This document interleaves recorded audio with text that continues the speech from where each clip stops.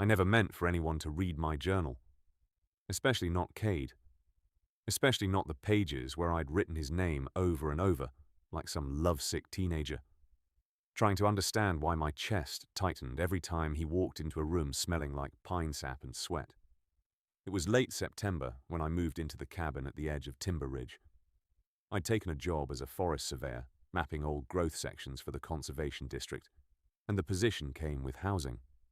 Remote housing. The kind where your nearest neighbor is a 40-minute drive, and your internet comes from a satellite dish that stops working whenever it rains. I told myself I needed the isolation to focus on my work, but really I was running. Running from a breakup that had left me hollow, from a city that suddenly felt too small and too large at the same time, from the exhausting performance of pretending I had my life figured out at 28. The cabin was small but well maintained. Someone had clearly cared for it. The wood stove was clean, the windows actually sealed properly, and there was a neat stack of firewood on the covered porch. On my second day, I was trying to figure out the water pump when I heard the rumble of a truck coming up the logging road. That's when I first saw Cade. He was tall, maybe 6'3", with the kind of build that comes from actual physical labor rather than a gym membership. Broad shoulders, strong arms, hands that looked like they knew how to fix things. He wore a faded flannel shirt with the sleeves rolled up and work boots that had seen better days. His hair was dark and slightly too long, curling at his collar, and he had maybe 3 days of beard growth that somehow looked intentional. But it was his eyes that got me. Dark brown, almost black, with this quiet intensity that made me feel like he could see straight through whatever facade I was putting up. He introduced himself as Cade Brennan, said he worked for the logging company that operated in these mountains, and that he checked on the cabin periodically since it sat on the edge of their lease land. His voice was low and rough, like gravel underfoot, and when he shook my hand, his grip was firm and warm and lasted maybe half a second longer than necessary. Or maybe I imagined that part. I was already looking for signs that meant nothing. He showed me how to prime the pump, pointed out where the property line was, and mentioned that if I ever needed anything, he was usually working within a few miles radius. Then he left, and I stood on the porch watching his truck disappear down the dirt road, wondering why my heart was beating faster than the situation warranted. I started my journal 3 days later. I'd kept journals on and off since college, but this one felt different, more necessary. I was alone with my thoughts for the first time in years, and they were loud. I wrote about the forest, about the work, about adjusting to the isolation, and I wrote about Cade. At first, it was just observations, the way he'd shown up with extra firewood one cold morning, refusing payment, saying it was just being neighborly, how he'd helped me jump my truck battery without making me feel stupid for leaving the lights on overnight. Small things that probably meant nothing. But the observations became something else. I started noticing details I had no business noticing. The way his hands looked when he was showing me how to maintain the chainsaw he'd lent me. The rare smile that would crack his serious expression, making him look younger, softer. The way he'd sometimes pause mid-sentence and look at me like he was trying to figure something out, but couldn't quite get there. I wrote about the dreams I was having, the ones I'd wake up from, feeling guilty and confused, and more alive than I'd felt in months. I wrote about the fear of wanting something I couldn't name, shouldn't name. By November, Cade had fallen into a pattern of stopping by every few days. Sometimes he had a reason, checking on something or dropping off supplies he thought I might need. Sometimes he'd just show up around dinner time, and I'd invite him in, and we'd eat whatever I'd managed to cook on the wood stove while talking about everything and nothing. He told me about growing up in these mountains, about learning the logging trade from his father, about the way the forest changed with the seasons. I told him about my surveying work, about the city I'd left behind, about my family back east. We didn't talk about anything too personal, but there was an ease to our conversations that felt rare and valuable. I didn't talk about being gay. It hadn't come up, and I didn't know how to bring it up. Didn't know if I should. This was a small mountain community, conservative in that quiet, unspoken way that doesn't announce itself, but is always present. And Cade was hard to read. He never mentioned a girlfriend, never talked about dating or relationships at all. He existed in this self-contained way that could mean anything or nothing. The journal became my confessional. I wrote about the way I'd started looking forward to his visits with an intensity that scared me. How I'd catch myself watching him when he wasn't looking, memorizing the line of his jaw, the way his hands moved when he talked. I wrote about the afternoon he'd stayed to help me split firewood, how we'd worked side by side for hours, and how aware I was of his presence, his proximity, the sound of his breathing. I wrote about the moment when he'd reached past me to grab something and his arm had brushed mine, and how that brief contact had sent electricity through my entire body. I wrote the word love, and then crossed it out, and then wrote it again, because I didn't know what else to call this feeling that was consuming me from the inside out. It was a Thursday in mid-November when it happened. I'd driven into town for supplies and had been gone most of the day. When I got back, Cade's truck was parked by the cabin. I found him on the porch, repairing a loose board I'd been meaning to fix. He looked up when I approached, and there was something different in his expression. Something I couldn't read. We went inside and I started putting away groceries. The cabin was small, just one main room with a sleeping loft, so there wasn't much space between us. I was talking about something inconsequential, filling the silence that suddenly felt heavy, when I noticed my journal on the table. I'd left it there that morning, open to the page I'd been writing on. Open to the page where I'd written his name, where I'd written about the dream I'd had, about wanting things I couldn't have, about the particular torture of falling for someone who would never see me that way. My blood went cold. The journal was open to a different page now, like someone had been flipping through it, like someone had read it. I looked at Cade. He was standing by the wood stove, his back partially to me, and his shoulders were tense in a way I'd never seen before. Neither of us said anything. The silence stretched out, thick and suffocating. I wanted to explain, to apologize, to make some excuse, but words had abandoned me completely. I just stood there, frozen, waiting for him to say something, to react, to tell me he needed to leave and probably shouldn't come back. But he didn't say anything. He just stood there, staring at the wood stove like it held answers to questions he hadn't figured out how to ask yet. After what felt like an eternity, he turned slightly, not quite looking at me, and said he should probably head out, early start tomorrow. His voice was carefully neutral, giving nothing away. Then he left, and I was alone with the sound of my own heartbeat and the certainty that I'd just ruined the best thing about living in this isolated place. I didn't sleep that night.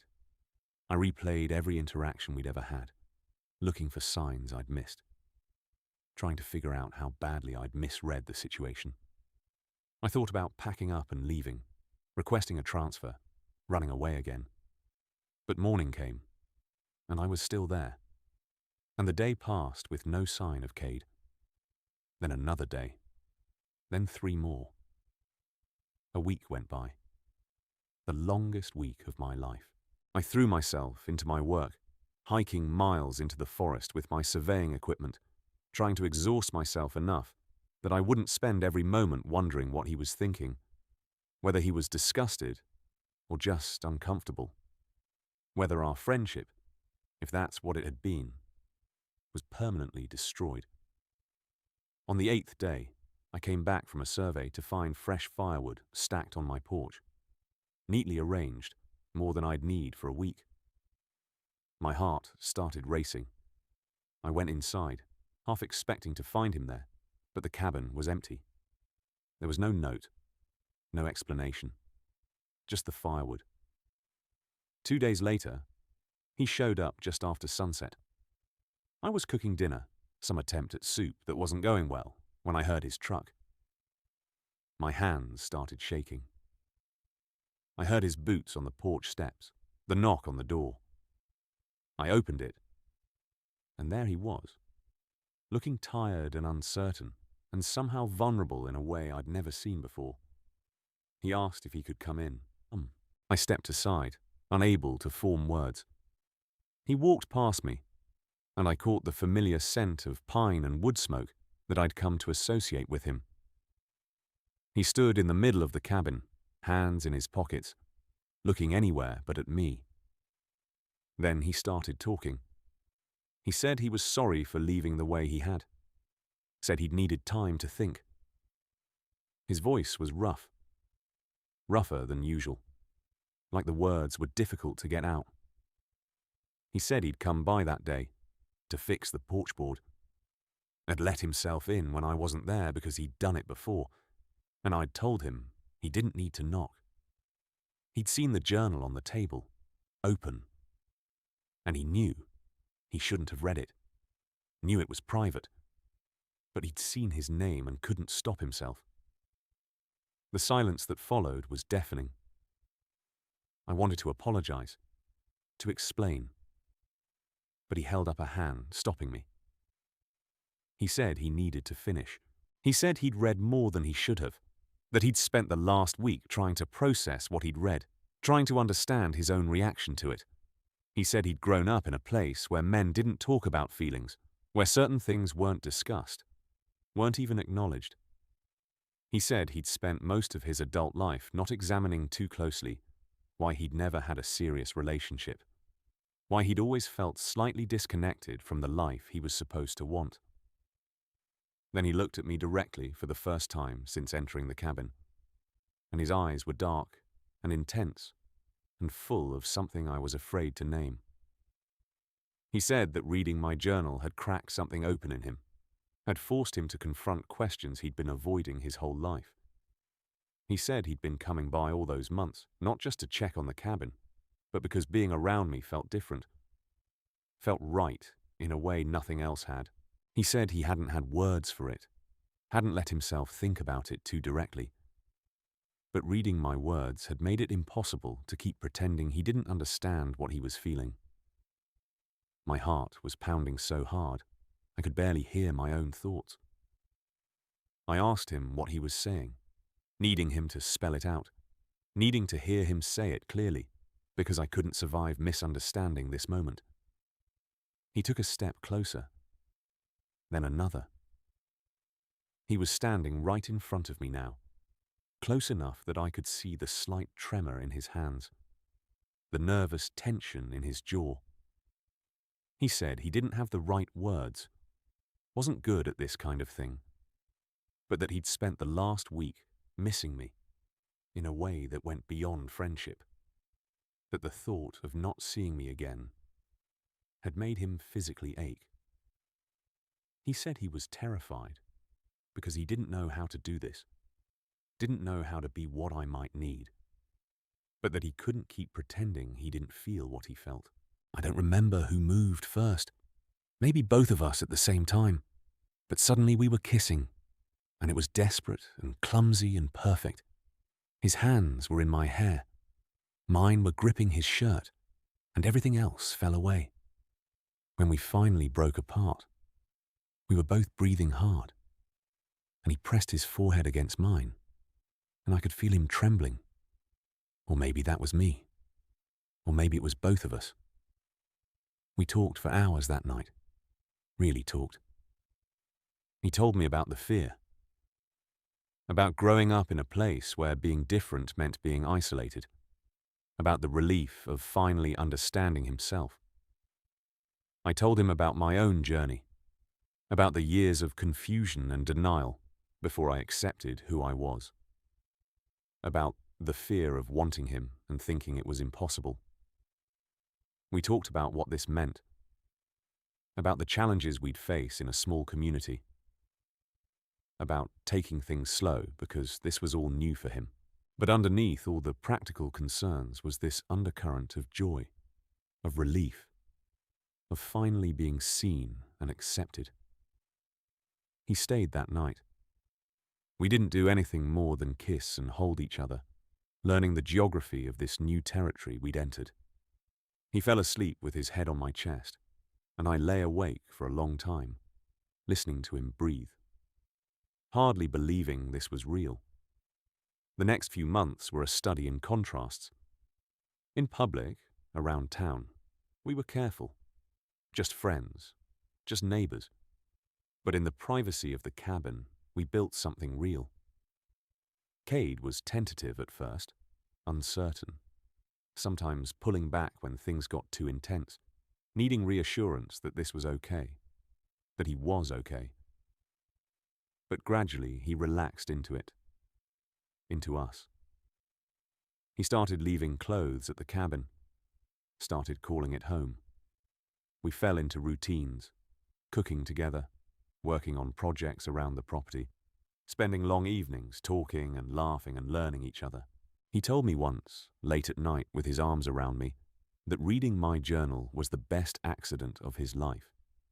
That seeing his name written in my handwriting, seeing my feelings laid bare, had given him permission to acknowledge his own. He said he'd probably never have found the courage otherwise, would have kept visiting, kept feeling that pull, but never understanding what it meant. I told him I was glad he'd read it, even though the week of silence had been agony. Because some things need to be spoken, or written, or acknowledged somehow. Some feelings are too big to stay hidden forever. Spring came, and with it, a subtle shift. We were more open, not hiding exactly, but not performing either. People in town started to figure it out, and while there were some who pulled away, who made their disapproval clear in small ways, there were others who surprised us with their acceptance. The owner of the general store started asking how we both were, plural, together. The waitress at the diner started bringing us one check instead of two. Small acknowledgements that we existed, that we mattered. My contract with the conservation district was extended, which meant staying another year. When I told Cade, the relief on his face was everything. He said he'd been worried I'd leave, go back to the city, move on to something bigger. I told him there was nothing bigger than this, than us, than the life we were building together in this small cabin at the edge of the forest. It's been almost 2 years now since that November day when he read my journal. We're still here, still together. Cade still works for the logging company, and I still survey the forest. The cabin has become truly ours, filled with both our belongings, our shared life. We've talked about the future, about maybe buying land of our own, about the possibility of being together openly, fully, without reservation. Sometimes I think about that journal entry, the one that changed everything. I still keep a journal, but now it's full of different words. Words about building a life with someone, about the quiet joy of everyday moments, about love that grows deeper with time. Cade reads them sometimes with my permission, and I read his face while he reads my words, and I see the same wonder I feel reflected back at me. Last week, he brought home a leather-bound journal, nicer than any I'd ever owned. Inside the front cover, he'd written a single sentence in his rough handwriting, for all the words I don't know how to say. I cried when I read it, and he held me and told me he loved me. 3 words he'd learned to say out loud, words that no longer scared him. I never meant for anyone to read my journal, but I'm grateful every day that Cade did. Because sometimes the things we're most afraid to say out loud are the things that most need to be heard. Sometimes vulnerability isn't weakness, but the greatest strength we have. And sometimes the person you're afraid to love is afraid too, waiting for permission to feel what they feel, to be who they are. The logger found my journal open and never said a word about what he read.